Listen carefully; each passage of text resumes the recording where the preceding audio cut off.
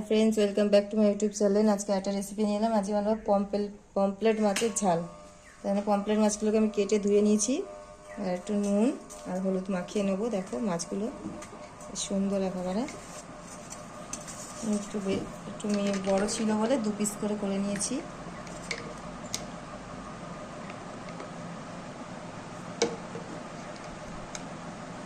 নুন হলুদ মাখিয়ে নেবো ভালো করে। মাছগুলো আমি ভাজা বসিয়ে দিয়েছি। দেখো মাছগুলো ভেজে নেবো এইভাবে, সবকটা মাছ। আরও 2টো মাছ দিয়ে দিয়েছি।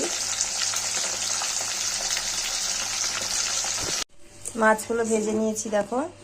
এরপরে মাছের তেলে সাদা জিরে ফোড়ন দিয়ে দিয়েছি, আর দেবো তেজপাতা,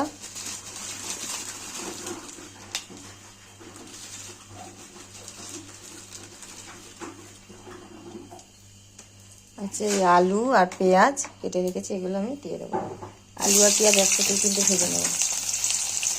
আলু দিয়ে ঝাল করবো মাছটাকে।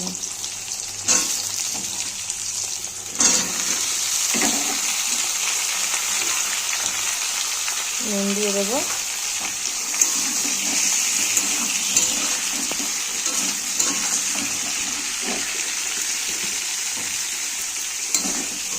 নুন হলুদ দিয়ে মাছটাকে আলুটাকে ভেজে নেব। হলুদ দিয়ে দেবো একটু,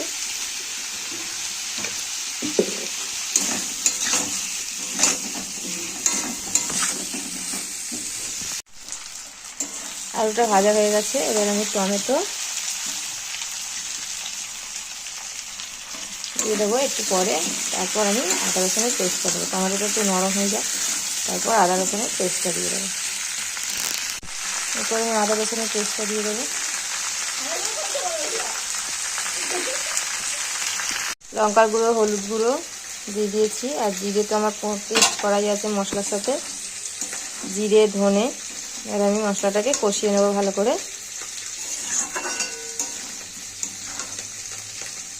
আপনারা চাইলে আলু নাও দিতে পারেন, শুধু ঝাল করতে পারেন। আমি একটু আলু দিয়েই করছি।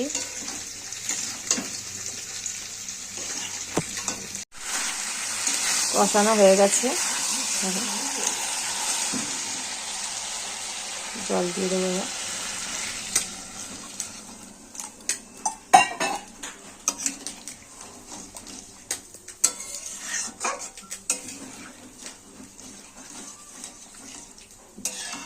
আলুগুলো সেদ্ধ হলে তারপরে আমি মাছটা দেবো।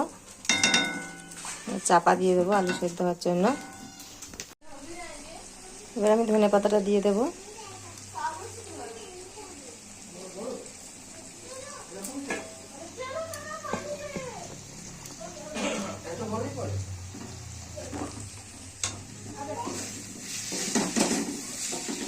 তারপরে মাছগুলো দিয়ে দেবো।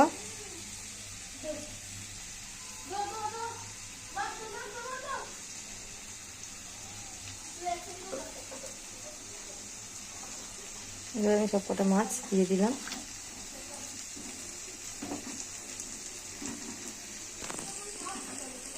এবার ফুটে গেলে মাছটা নামিয়ে নেব।